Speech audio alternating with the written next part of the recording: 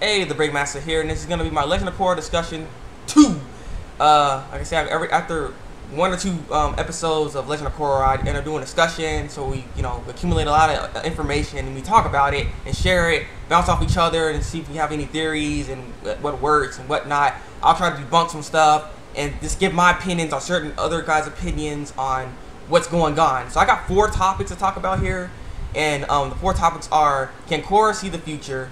What is energy bending? Who is the Equalist spy? Tanno working with Team Avatar. Now I'm gonna start with Tanno working with Team Avatar. Now this one I heard recently. I've been keeping up with a lot of this stuff, and it's just like some people were talking about how Tanno, since he lost his bending and everything like that, he would want to work with Korra, Mako, and Bolin to get his energy, get his bending back, and fight Amon. He's gonna be like a Sako of the group, where he has no bending, but he can try to fight still. And the thing is, I don't know, that seems very, very far-fetched for the fact that his personality wouldn't even fit with him, 1. And 2, it's just, it seems out of character, not to mention, I don't think he's that important of a character. Tanno, he was just important for the whole bending purposes and being somewhat of a protagonist against the pro bending matches, I don't believe he's going to be working with them like that, but I'll be surprised. If Tanno starts working with Korra, Mako, and Bolin, I'll be surprised. Because I would be like, what? But hey, like I said, it'd be a good turn of events. So what about his other teammates then? Because they lost their bending too, so they should join too. But I don't know if they'll really be able to do too much when it comes to Amon, because Amon is just freaking beast. But so I don't know. I don't think Tanno's gonna join up with them. I think it's too far fetched, Okay, now the next thing I want to talk about, what is energy bending exactly? Okay, so now I'm confused. I thought energy bending was that stuff that freaking I thought it was like actual bending, I guess, like the the thunder stuff, I thought that was energy bending. Now I'm seeing that it's not energy. That's not energy bending. Like what exactly is energy bending? Could someone please explain that to me? This is not necessarily a discussion. I just need someone to explain what is energy bending, because I'm a little confused now. Because everybody's saying that's energy bending, this is energy bending, this is energy bending, bending over here, bending over there. I'm like, what is going on? So please, what is energy bending? Someone please explain that to me. So yeah, I also want to talk about can Korra see the future? Can Korra see the future? Now, I've been speculating on this for a while. If you see my reviews, I talked about this when it was my Fearful Korra. I think it was episode 4. She ends up, having this dream, seeing some kind of in the future thing where she's already trapped up, and then Amon's like, yeah, I'm gonna get you, I think she can see the future. Those flashbacks also predict futuristic kind of things that's gonna happen and later on. For instance, you see Aang a lot. You saw Aang when we saw Beifong, freaking Toph. We saw Toph, and then we end up seeing Lin and Tenzin in the episode when we saw that flashback. So it just kind of correlates with each other, if you notice. That's why I said this before, actually. And I believe she has some perception to see what's gonna happen in the future that either affects her or around the people are around her. That she's becoming closer with. So I think she has some perceptions to be able to see the future, but not too much. She can't like see the future from like really, really far. Like, I can see this happening and this happening and this happening. It's only like bits and pieces that she's able to see. And I'm curious to why she has that ability, if she can see the future.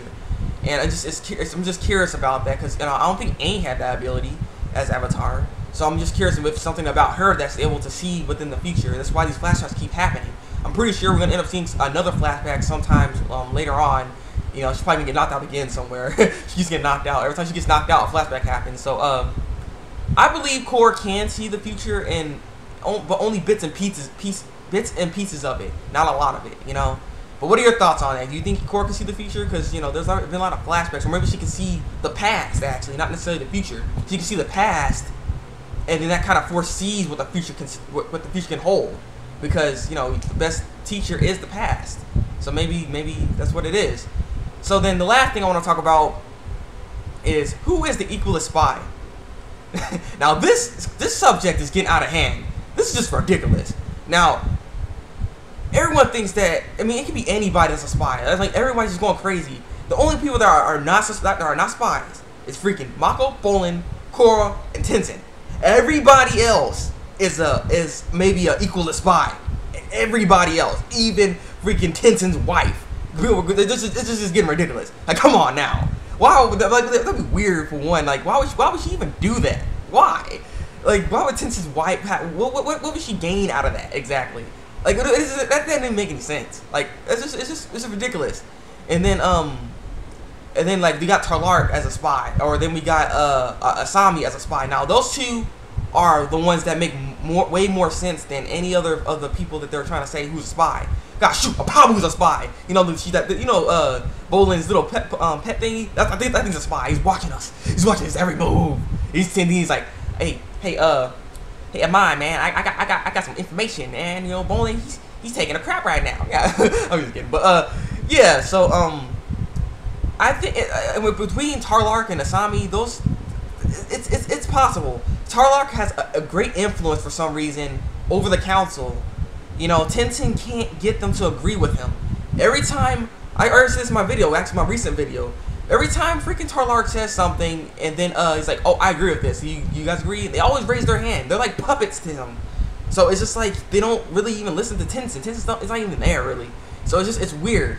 And how it seems like he's playing on a string too, because if you see this, he's like, oh, I don't like for the episode when Korra was gonna face Amon, he's like, oh, I don't want you to go or anything like that. But then he's like, oh, I can't stop her. And he's like, he didn't seem very cautious too much to me.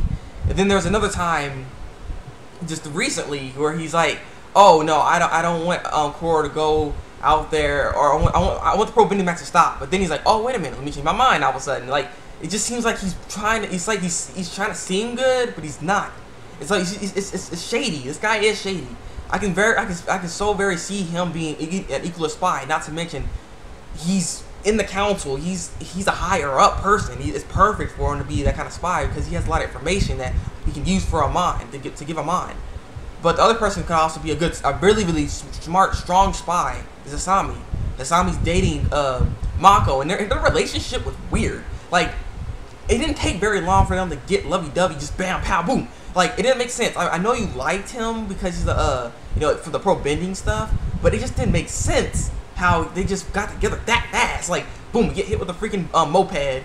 Oh, I'm sorry, take you out to dinner. I'll buy you some clothes. Like, well, hold on, that's kind of crazy. I mean, I know.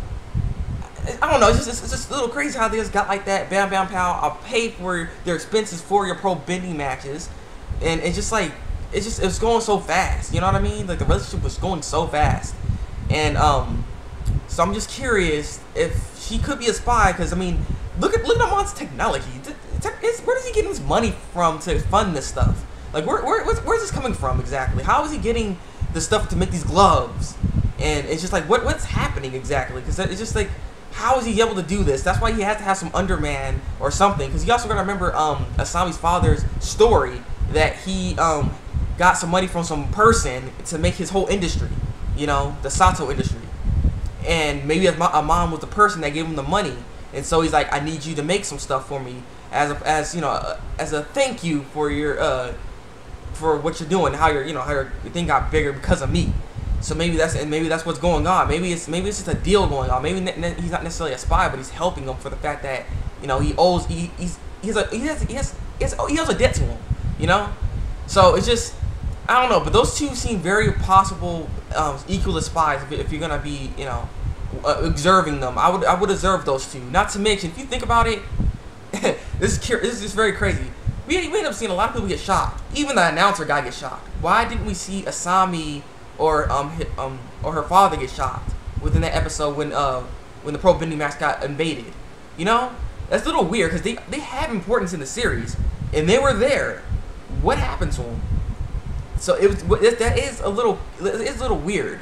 We don't see them anymore, and so that's why in the next episode I saw some clips where they're gonna interrogate everybody. So let's just see what happens. And like I say, Asami seems more of the spy than I think Tarlark is. Tarlark is just an idiot, I think.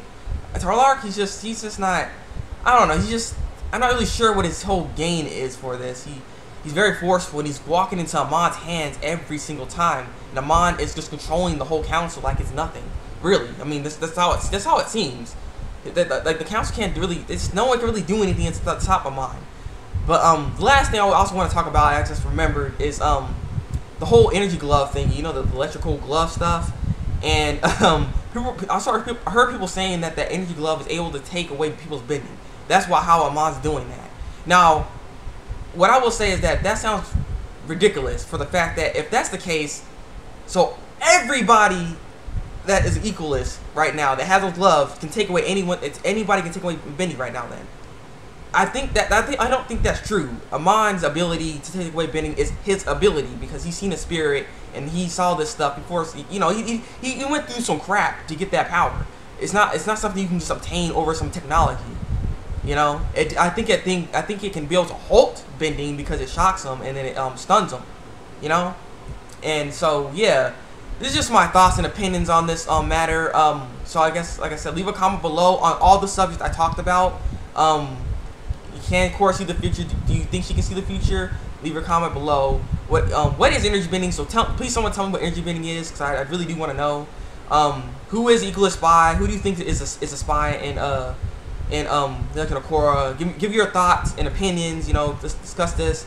And is Tanno gonna work with Team Avatar? I don't really want to call them Team Avatar because they're not Team Avatar yet. You know, Team Avatar is Aang, Sokka, Katara, Toph, and you know the rest of them suckers. You know, that's Team Avatar. This is the Fire Ferrets. So yeah, leave a comment below. Let's discuss this, people. This has been my Legend of Korra discussion 2, and until then, break out.